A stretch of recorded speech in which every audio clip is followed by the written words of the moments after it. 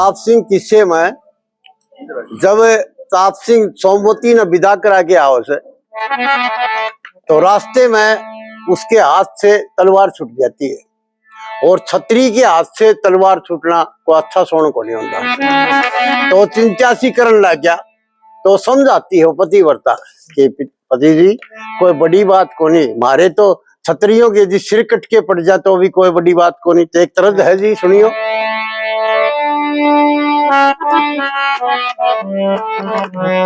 वो तेरे झूठा विश्वास पिया है जी सोना बेचारा करते तेरा झूठा विश्वास पिया। हाँ सोना बेचारा करते